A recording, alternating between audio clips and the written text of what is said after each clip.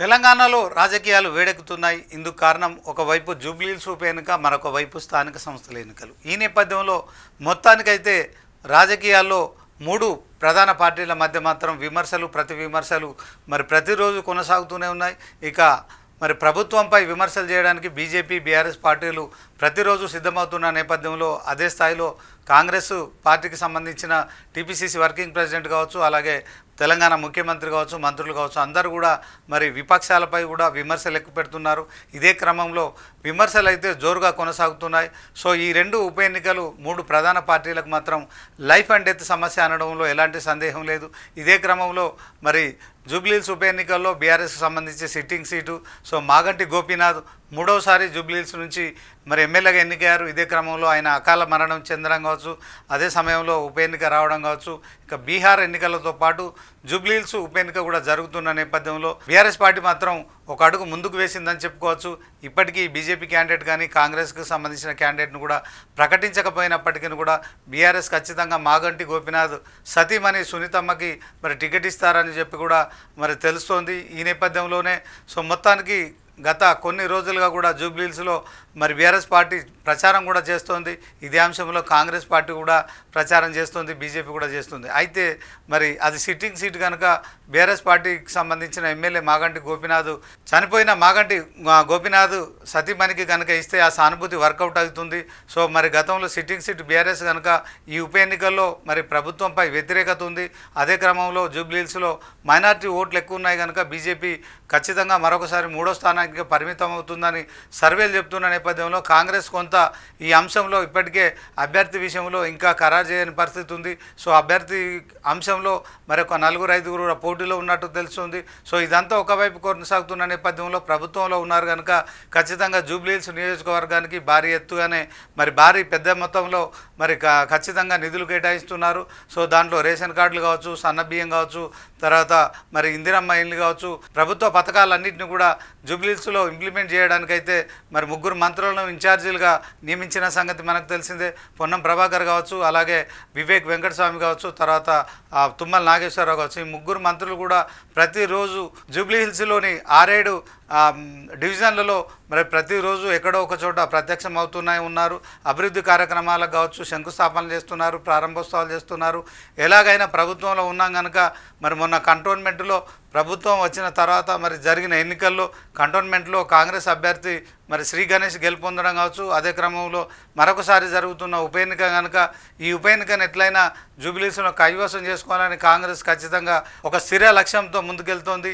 ఇదే క్రమంలో BRS party కూడా ఖచ్చితంగా సిట్టింగ్ సీటు 3 సార్లు మాగంటి గోపీనాథ్ గెలిచాడు కనుక ఆయన సతీమణికి ఇస్తే ఆ సానుభూతితో పాటు బీఆర్ఎస్కు సంబంధించిన ఓట్లు ఏవైతే ఉన్నాయో అవన్నీ ఖచ్చితంగా పోలైతే దాంట్లో మరొకసారి బీఆర్ఎస్ పార్టీ గెలుస్తుందనే ఒక ప్రచారం జరుగుతుంది. అదే క్రమంలో రాష్ట్ర వ్యాప్తంగా స్థానిక సంస్థల ఎన్నికలు కూడా అతి సమీపంలో ఉన్నాయి కనుక సెప్టెంబర్ 30 లోపు కూడా ఈ ఎన్నికలు నిర్వహించాలని హైకోర్టు ఆదేశాలు ఉన్న నేపథ్యంలో కాంగ్రెస్ ప్రభుత్వం కూడా 42% బీసీలకు రిజర్వేషన్లు ఇచ్చే అంశంలో కూడా ఇప్పటికే అసెంబ్లీలో కావచ్చు, తర్వాత క్యాబినెట్లో కూడా కావచ్చు తీర్మానాలు చేసి గవర్నర్ వద్ద ఒక ఫైలు, తర్వాత రాష్ట్రపతి వద్ద ఒక ఫైలు పంపించడం జరిగింది. ఈ 2 చట్టాల విషయంలో ఎక్కడ క్లారిటీ వచ్చినప్పటికీ రాకున్నప్పటికీ కూడా ప్రత్యేక జీవో ద్వారానైనా కూడా ఈ యొక్క 42% రిజర్వేషన్లు ఇచ్చి తీరుతామని చెప్తున్న నేపథ్యంలో మొత్తానికి ఈ యొక్క స్థానిక సంస్థల ఎన్నికలకు కూడా ఒక లైన్ క్లియర్ అయింది. ఇదే క్రమంలో కాంగ్రెస్ పార్టీకి ప్రధాన ప్రత్యామ్నాయ పార్టీగా ఉన్న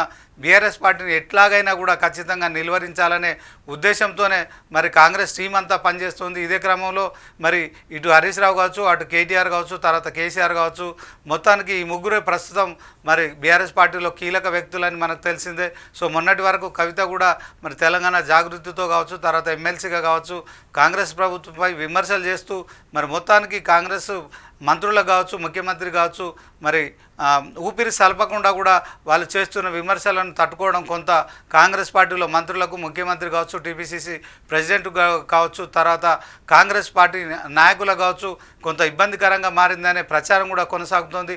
ఇదే క్రమంలో బలమైన శత్రువును తెలివైన శత్రువును బలంతో జయించాలి, ఈ 2 ఉన్న శత్రువును బుద్ధి బలంతో జయించాలని చెప్పి కాంగ్రెస్ పార్టీ వ్యూహంగా తెలుస్తోంది.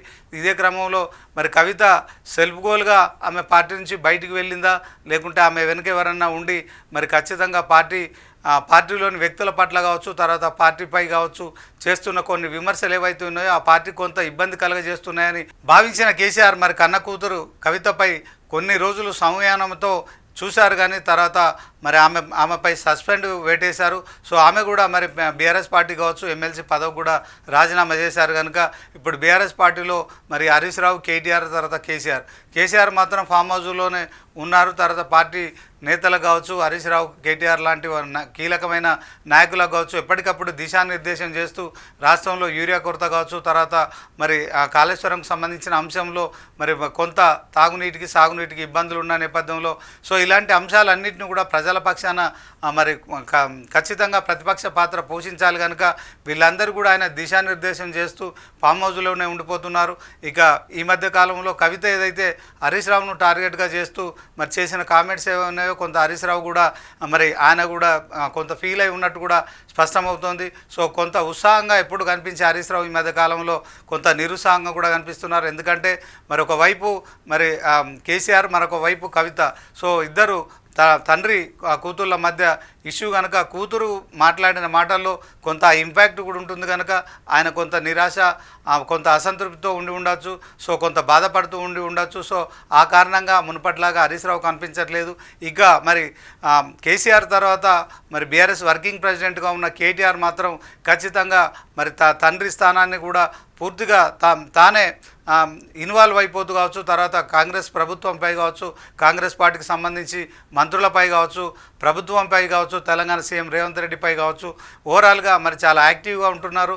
సో ఎక్కడికక్కడ కాంగ్రెస్ ప్రభుత్వాన్ని విమర్శిస్తున్నారు. సో అన్ని విషయాలలో యాక్టివ్గా ఉంటున్నారు. ఇదే క్రమంలో కేటీఆర్ లాంటి వ్యక్తి కనుక బయట ఉంటే కొంత కాంగ్రెస్ ప్రభుత్వానికి ఇబ్బందిగా మారుతుందని కూడా కాంగ్రెస్ భావిస్తుందా? ఇదే క్రమంలో మరి చాలా రోజులుగా కూడా కొనసాగుతున్న ఏసీబీ విచారణ కావచ్చు, ఇదే అంశంలో ఫార్ములా రేసు విచారణ కావచ్చు, సో ఇప్పుడు ఒక కొలికి తీసుకురావడం కావచ్చు, అదే అంశంలో మరి గవర్నర్ వద్దకి మరి కేటీఆర్ అరెస్ట్ విషయంలో పర్మిషన్ తీసుకోవడానికి ప్రభుత్వం ప్రయత్నించడం కావచ్చు, మొత్తానికి ఈసారి ఖచ్చితంగా కేటీఆర్ను అరెస్ట్ చేస్తారనే వార్తలకు సంబంధించిన అంశంలో కొంత ఈ ప్రచారం కూడా మరి దోహదపడుతున్న నేపథ్యంలో ఇక కేటీఆర్ అరెస్టు ఈసారి తథ్యమని తెలుస్తోంది. ఎందుకంటే ఒకటోసారి, రెండోసారి, మూడోసారి ఇక 3 వాయిదాలు అయిపోయినాయి కనుక ఈసారి 4వ వాయిదా మరి ఖచ్చితంగా ఈసారి పక్కా కేటీఆర్ అరెస్ట్ చేస్తారు. సో ఆయన వాయిస్తో పాటు తర్వాత ఆయన చేస్తున్న కార్యక్రమాలు ఖచ్చితంగా దూకుడుకు తగ్గించాలని కాంగ్రెస్ పార్టీ భావిస్తున్నట్టు తెలుస్తోంది.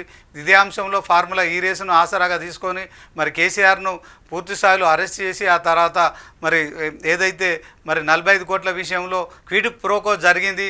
సో విదేశీ కంపెనీలకు 45 కోట్లు ఇవ్వడం ద్వారా మరి దాంట్లో ఎలక్టోరల్ బాండ్స్ పార్టీకి కూడా తీసుకున్నారని ఒక ప్రచారం జరుగుతుంది. సో మొత్తానికి ఇన్ని ప్రచారాల నేపథ్యంలో కేటీఆర్ను ఈసారి పక్కా అరెస్ట్ చేస్తారు.